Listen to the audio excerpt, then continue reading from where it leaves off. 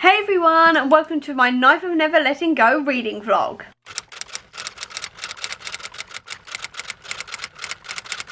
I'm the co-host for the Chaos Walking Read-Along, and we're going to be reading one book every month in this trilogy from February through April, and I thought I'd take you along with me as I record all of my thoughts and read this series for the first time. I will admit I did read The Knife of Never Letting Go last year and really enjoyed myself, but obviously I want to refresh myself before the live show and reread this book again, so that is what I'm going to be doing, and I'm going to be taking you along with me. If you do not know what The Knife of Never Letting Go and Chaos Walking itself is about, it is about Todd, who is a 13-year-old boy who lives on a planet where it is entirely populated by men. The women have died out and there are no more women left, and there is only men left. And not only that, he lives in a world where everybody can hear everybody else's thoughts. It doesn't matter if they're human or animal, everyone can hear everybody else's thoughts in a never-ending noise. And we're following Todd on this planet when one day he discovers a patch of complete silence, and not only that, he finds a girl there. And this series is so much fun. It is harrowing in places, I will say, but it is done so well. It is a brilliant look at dismantling toxic masculinity and all of these kind of things as well, and it is absolutely brilliant. It has had rave reviews over the years, and I've been meaning to read this for a very long time. I've obviously read this first book and really enjoyed myself, and I really want to continue on with the series, which is what I'm going to be doing with this reading vlog and also this read along. And with all of that now out of the way, let's start reading and getting back into this world again. What I will say very quickly, I'm only a few pages in, is that a lot of what Todd says is spelt phonetically, or quite a few words I should say are spelt phonetically throughout this book, because Todd has not had any formal education, or at least his education was stopped very early, which means he's never really been taught how to read or write. And because we are in Todd's head, because this is told in first person, it means a lot of what he's saying is spelt, or at least quite a few words that he is saying are spelt phonetically throughout this book, which makes it kind of difficult to read occasionally, especially when you're dyslexic like I am. It takes me a little bit of time to sort of go, wait, what are you saying there, and trying to pass it out. So I will say right now, if you are dyslexic, it may be a better idea, if you want to read this book, to try the audiobook instead, just so you can avoid all of the phonetic spelling if you are someone like me who struggles with that. But apart from that, I am only 10 pages in so far, and I am already so quickly back into the story again. I had never read a Patrick Ness book before this one, but I already know that I'm going to really love his writing style across all of his other books.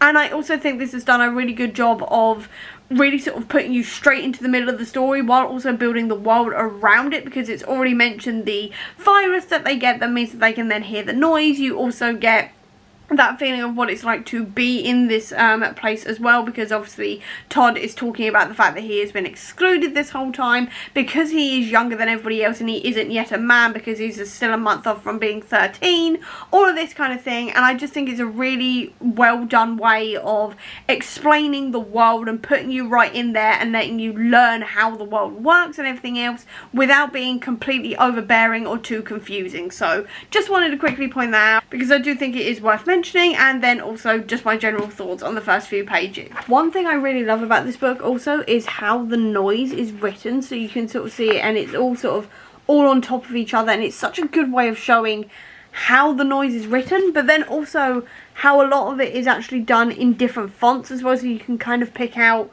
not exactly who's speaking, but you can kind of see that it's not just one person's thoughts, it is 147 people's thoughts. And one other thing I love as well is if you actually go through it, because I don't think I did the first time round, I just kind of sort of like read bits of it, or I just didn't go in, but a lot of them are saying 1 month, and then also because it's a month until Todd becomes a man, and then also keep the boy from their hands somehow, and bits like this. You can sort of see that there is something else going on.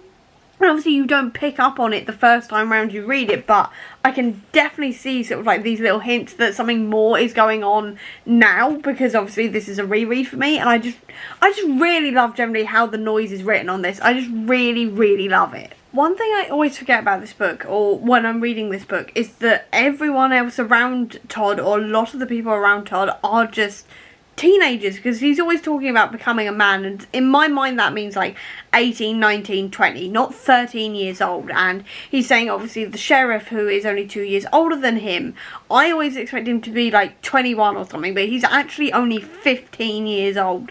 And it's so interesting to sort of rewrite that in my head this time round and to be like, no, these people are teenagers, and a lot of them involved are literal teenagers. And I think it's just hitting that much harder how much Prentice Town has really twisted everyone in this town with this toxic masculinity and with this need to be a man and all of this kind of thing. It's really sort of twisted them so much that they don't even sound recognisably like a teenager or like a kid anymore. They are very much like adults in that sense, and they feel very adult in a lot of ways, despite the fact that the sheriff is literally 15 years old. His voice is cracking, all of this kind of thing, and it is just so well done that you forget how young a lot of these characters are meant to be, because they act so much older with everything that Prentice Town has done to them. And Todd is really the only one in Prentice Town who reads like a kid, because he has been treated like a kid, and also because Cillian and Ben have kept him safe from everything that has been going on in the town and trying to sort of keep him out of it, to keep him still a kid and keep him safe and everything else. And it's just so interesting to go, no, wait a minute, loads of other people around him who Todd is interacting with or running away from are literally only a couple of years older than he is. It's so interesting and so fascinating and so well done. I love how in chapter 8, obviously, Aaron's been like chasing Todd and everything else, and he's just been attacked by the crocodile. You think that he's dead, and then he comes back again and he manages to take the girl and tries to kidnap her. I can't remember her name right now. I think it's Violet, if I remember rightly. But anyway, and then Todd manages to like hit him with the rock, so he lets go of Todd and stops trying to kill him. And then Todd's saying he's literally in, like, Aaron's in the river and he's got the chance to kill him, and he's like, no, I'm not going to do it. And he thinks that makes him a waste of nothing, like the biggest waste of nothing known to man, as the quote goes. And I love how it's immediately setting him apart from the rest of Prentice Town, who seem to have absolutely no worries, or at least the bad guys of Prentice Town, who seem to have absolutely no compulsions whatsoever or any sort of worries about killing anybody. They've already attacked Ben and Cillian, they've already hit Todd multiple times, they've hit Manchi multiple times as well. Admittedly, Todd has also hit Manchi a few times, or gone to do it and missed deliberately every time.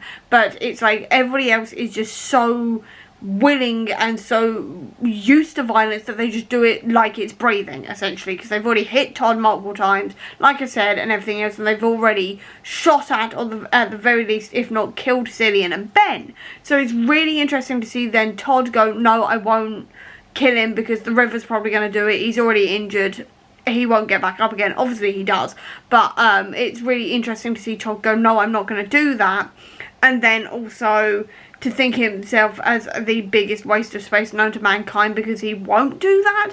And it's such an interesting take on Todd compared to everybody else, and obviously that is part of the unlearning of the toxic masculinity that Todd has grown up in and everything else. But it's just such a interesting juxtaposition between Todd and everybody else in Prentice Town, and how he views violence and how he tries to abstain from violence even when he's got the chance to, like, do violence against somebody else and justify violence, to be honest, because obviously Aaron has attacked them multiple times and he has tried to kill Todd multiple times at this point, like at least twice in the last day, or the last hour I should say. So he'd kind of be justified in killing him in self-defense, but instead he's saying, no, I'm not going to do that.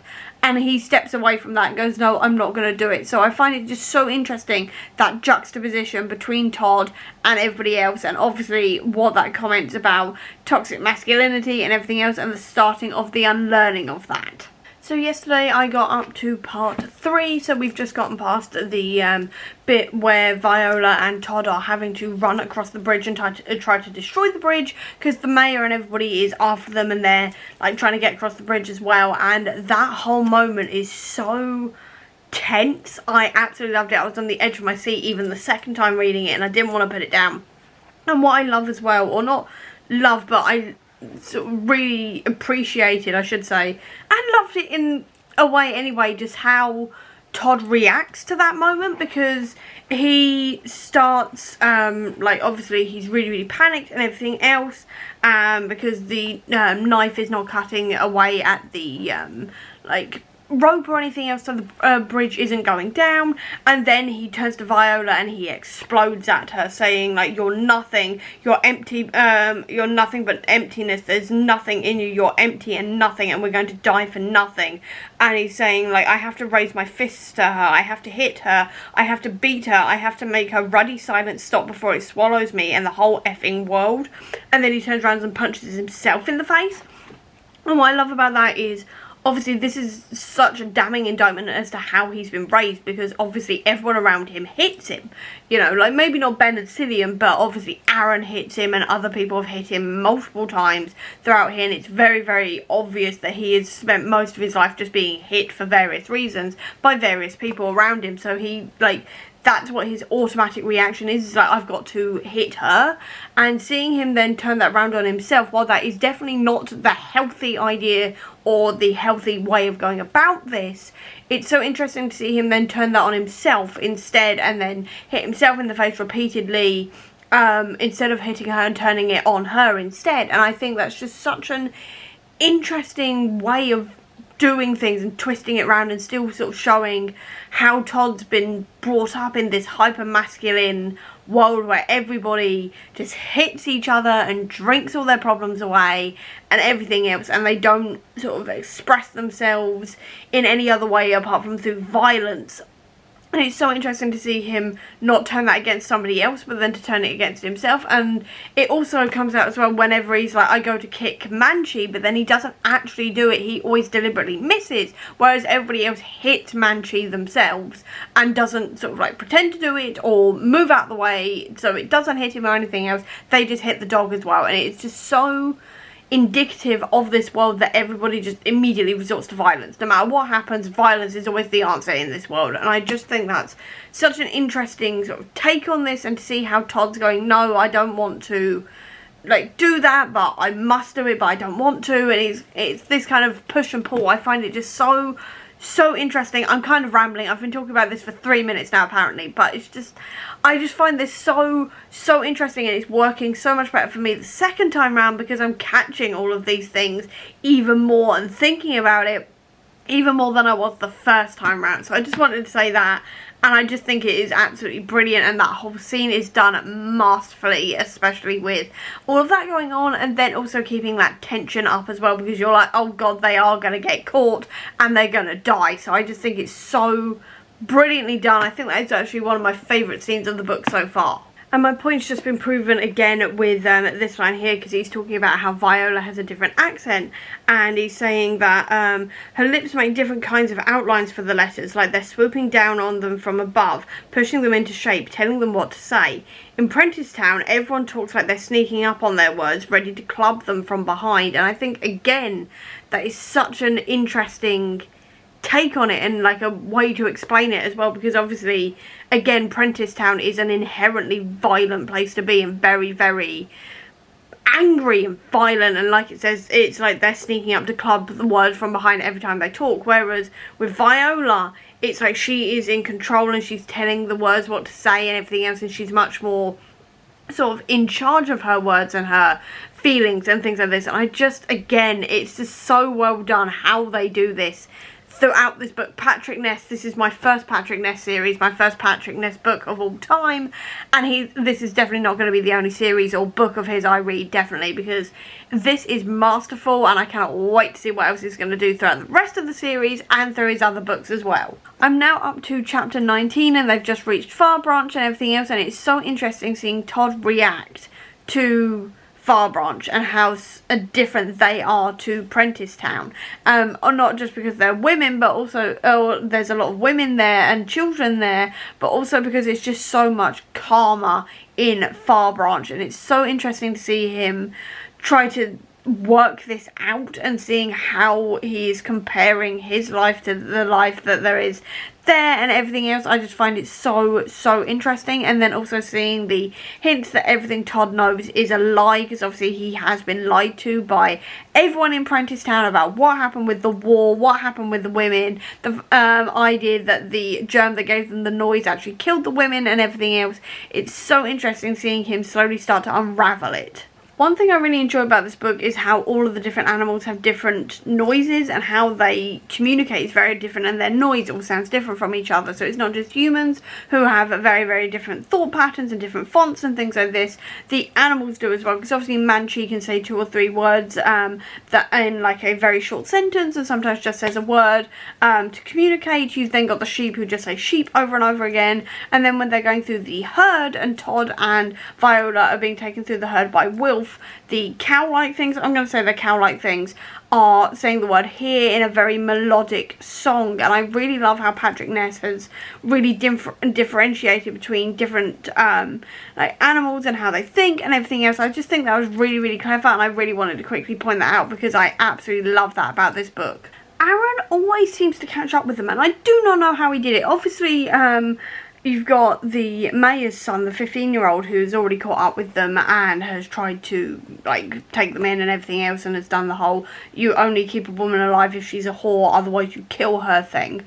And they've managed to get past him, and I understand how he got there because he was on a horse. But Aaron's going by foot. I'm like, how is he constantly keeping up with them, like actually catching up to them, and then having enough energy to actually attack them? That's really confusing me. I'm like, how is Aaron doing this? Because obviously I know they're on foot as well, but they've had help getting through the herd of the cow things and things like this, and he's had to try and go around them and everything else, and I'm like, how is he doing this? Like, how the hell is he doing this?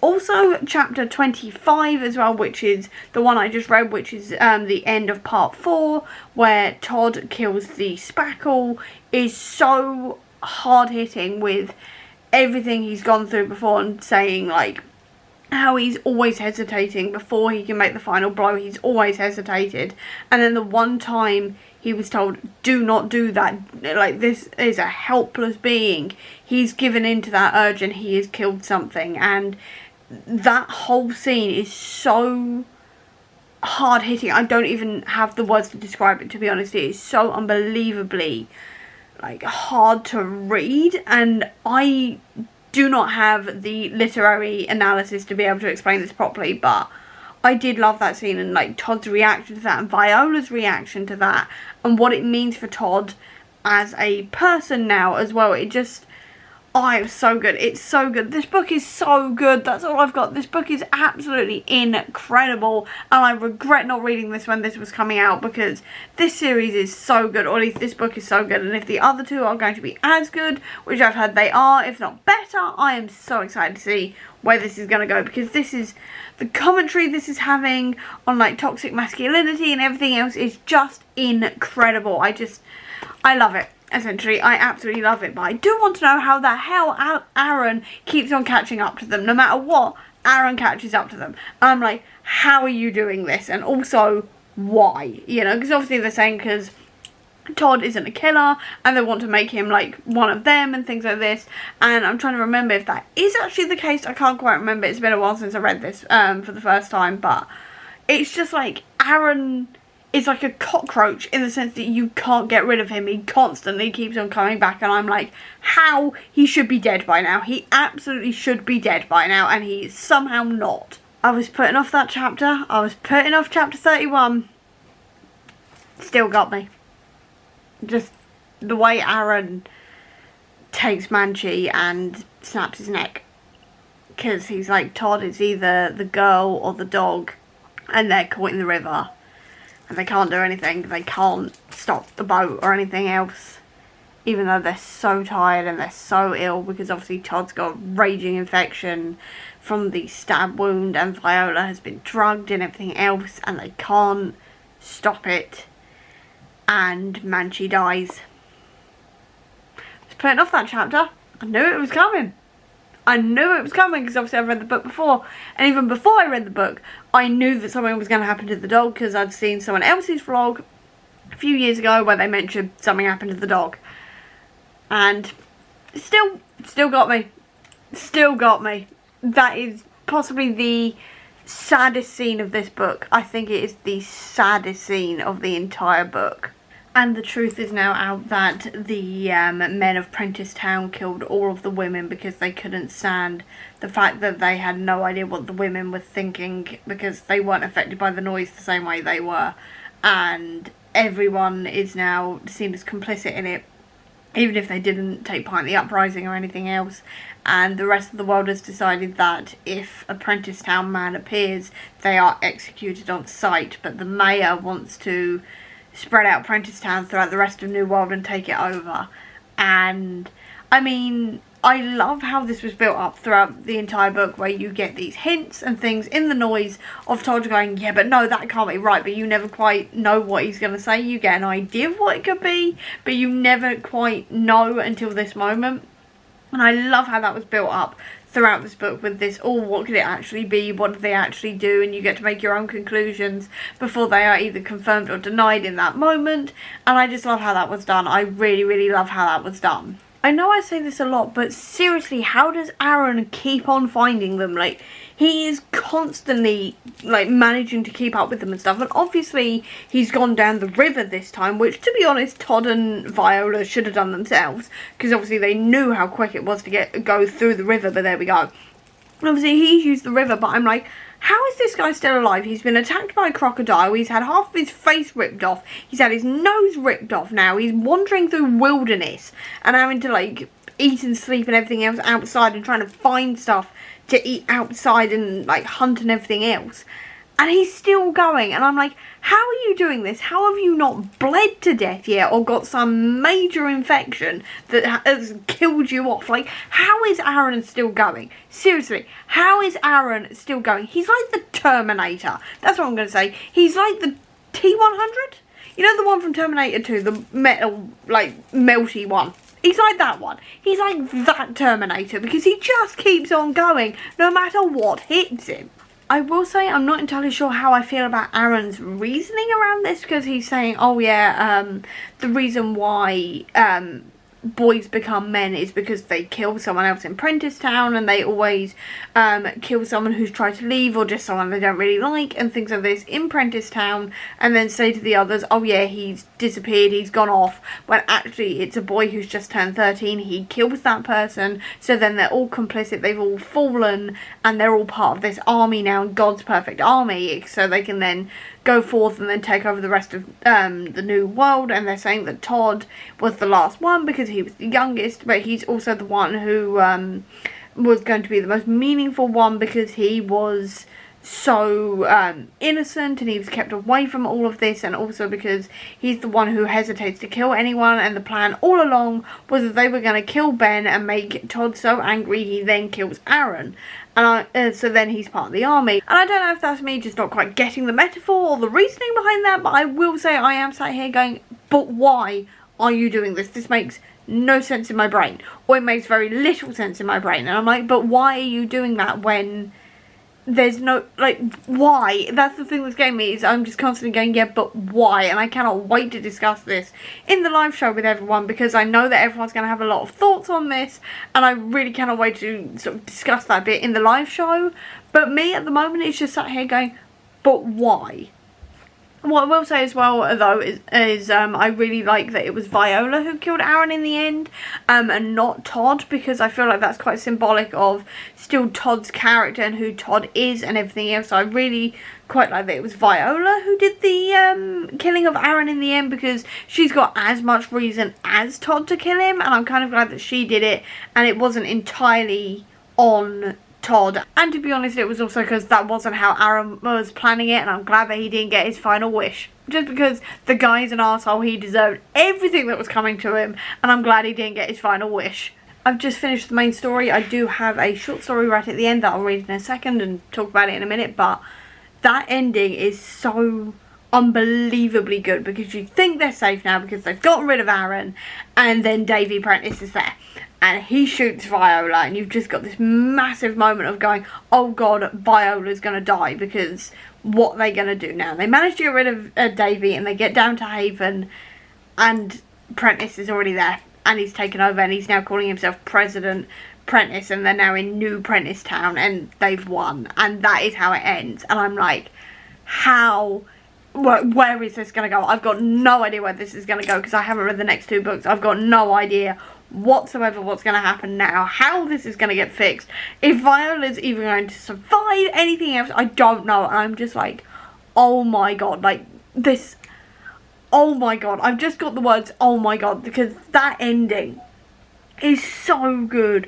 because you just get this moment of hope and be like, yes, they've made it, they've gotten past Aaron, no one else is going to get them. Davy Jr. turns up with a gun, and you're like, no, like, how has this happened? How are they keeping on doing this? And obviously it's the rumour, just the rumour of an army is enough to get everybody else to surrender. Of course it is, because they're in a like new world, they can't defend themselves as well as they usually can. When faced with an army, what else can you do? And stuff like this, and you're just like, oh my god, like, how has this happened? Like, how? And I'm so excited to see where this book is going to go. I am so ridiculously excited to see where this book is going to go next, because I've got no idea. I have no idea how they're going to get out of this, if Viola's going to survive, and what they're going to do to Todd, because obviously Todd has caused so much problems for everyone in Prentice Town and has escaped them so many times. How are they going to do this? How the hell are they going to do this? How are they going to get out? How are they going to win and stop the rest of the settlers coming in as well? Because obviously they've got 7 months until the rest of the settlers turn up. Oh, I've got no idea. I have no idea how this is all going to go from here. And I'm so ridiculously excited to find out. But right now I'm going to very quickly read the short story, which is all about Viola and what happened when she crashed. So I'm going to very, very quickly read that, and then I'm going to wrap up this reading vlog. I've now just officially finished The Knife of Never Letting Go, and I did really like the short story at the end. It's all about Viola when her ship crashed, and then also a little bit of her time before then on the main ships, before her and her parents set off to actually be the first settlers on the New World. And I found that really fun, really interesting, and also very, very heartbreaking, because what would this series be without heartbreak? So that was all very, very good. I did really enjoy that, and seeing Viola's point of view for once, and seeing what her life was like before she met Todd and before she crashed and everything else. I found that really fun and really interesting, and overall I did really enjoy this book. I won't give away my full thoughts just so I can hold them back a little bit for that live show, which will be on this date written here, so make sure you tune in for that to see my full thoughts and see everybody else's thoughts as well. But what I will say for now is that I really enjoyed this one. I will say that it's very heartbreaking. There is a lot of trigger warnings in here as well, especially for animal abuse and animal death. Then also obviously like religious zealotry. There's also a lot of blood and murder and death and all of this kind of thing as well, so please be warned about all of that. But I did really enjoy how this explored toxic masculinity, as well as what that means for people and growing up in that kind of environment and trying to fight against it. I did really enjoy all of those types of things. I really enjoyed the world. I loved how the noise was really differentiated between people and then also animals as well, and seeing how Patrick Ness really thought about how animals' noise would sound like compared to humans, and how everybody's noise was very different from each other as well. I really liked all of that, and then that cliffhanger ending. I'm desperate for the next book. I cannot read it right now because I obviously need to wait, but I cannot wait to read the next book because this was fantastic, and I cannot wait to see where this is going to go next. And that is where I'm going to be leaving this reading vlog, because my camera battery is now flashing at me. So I hope you enjoyed this video. If you did, please do give me a thumbs up. Comment down below, tell me if you've ever read this series before. I'd love to know. Or if you don't have that much time, leave me a knife emoji down below to let me know that you were here. I'll also leave a link as well down below to all of my social media if you want to check it out, including to the Comic Book Sanctum, which is my website dedicated to Marvel Comics, as well as my Notion template website if you want to organise your life via Notion this year. Or if you just want to see any more of my videos, please click subscribe here, and over here will be the link to my previous video. But until next time everyone, bye!